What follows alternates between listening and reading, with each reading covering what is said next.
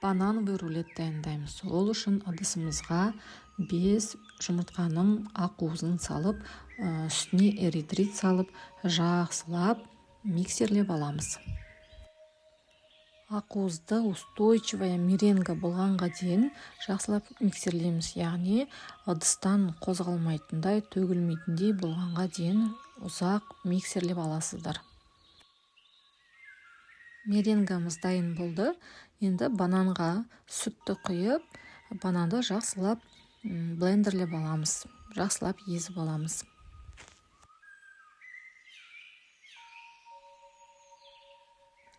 Бөлек ыдысқа жұмыртқаның сары уызын салып, үстінен банан және зәйтүн майын құйып, жақсылап араластырып аламыз.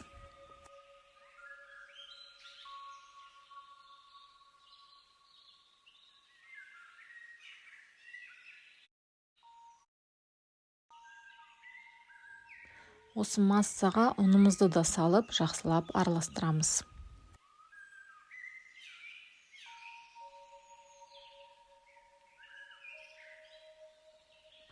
Енді меренгамызды шетінен аз-аздан салып отырып, массаны астынан үстіне қарай лопаткамен араластырамыз.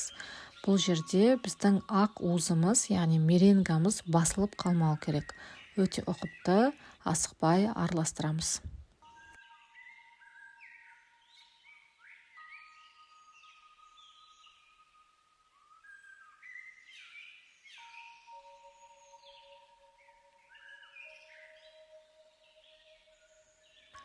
Осымен біздің қамырымыз дайын.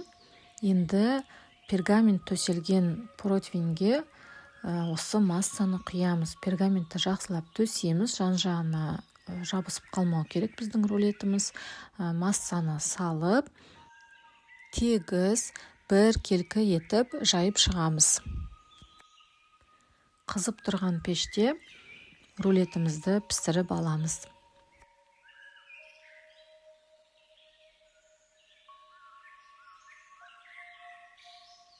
Рулетіміз пісіп шықты. Енді ақырындап решеткаға рулетті аударып, шетке қоямыз. Енді пропитка дайындаймыз. Ол үшін 50 грамм суға жарты шай қасық немесе 1 шай қасық бал салып, осыны рулеттің бетіне жағып шығамыз қамырымызға.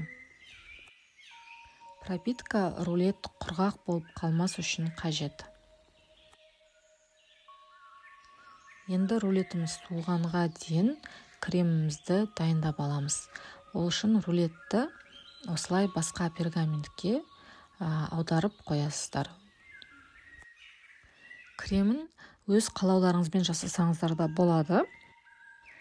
Мен сары майға эритрит қосып және творожный сыр қосып, жақсылап блендерлеп алдым.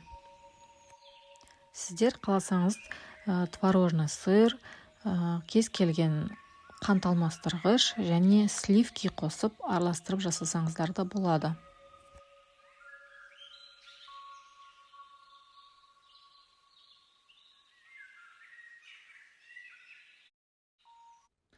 ПП десерттерді осындай көбінесе рикоттамен жасайды. Рикотта творожный сырдың орнына жүреді.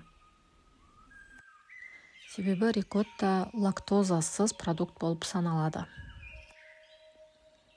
Рулетке кремнің барлығын жақпаймыз. 3-тен 1 бөлігін бөлек ыдысқа алып қаламыз. Оны рулеттің бетіне сәндік үшін жағамыз.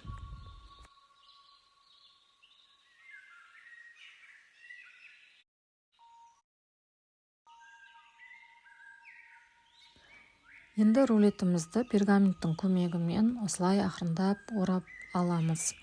Мен мұнда кішкене қаттырақ басып жібердім. Рулетім кішкене жарылып кетті. Негізі олай болмайды. Бірақ сыртына крем жаққан кезде бұл білінбей қалады. Жаңағы алып қалған кремімізді сыртына жағамыз. Рулеттің бетін өз қалауларыңыз бойынша әрлесеңіздер болады. Мен какао сеуіп шықтым.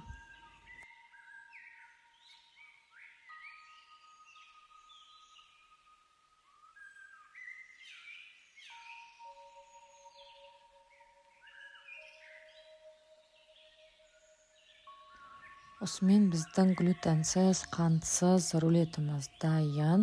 Дайындап көріңіздер, өте дәмді болады. Ас болсын.